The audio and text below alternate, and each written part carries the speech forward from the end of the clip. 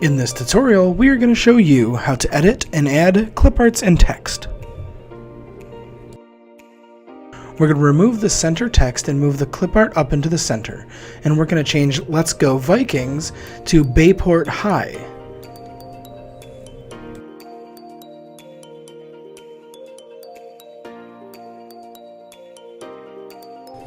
At the bottom of the design, we are removing the 2 years that you see there and replacing those with the word baseball.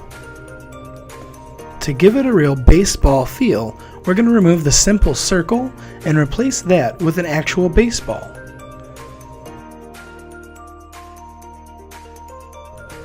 After some readjusting of the size and the position of the baseball, we're going to move it to the back so the Viking head stays over top of the baseball.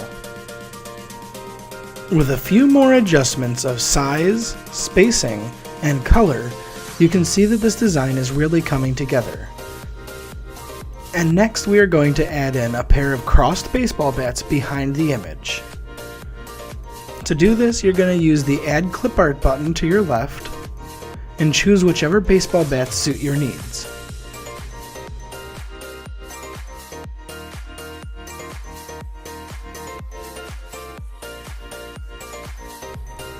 With a few more minor adjustments to the sizing of this image, we're ready to add on the last piece, which is an extra piece of text.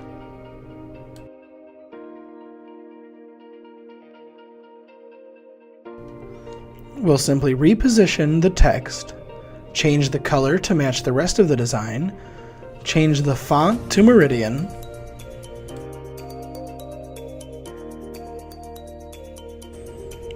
and voila, your design is ready to go. That is how you add text and clip art to your design.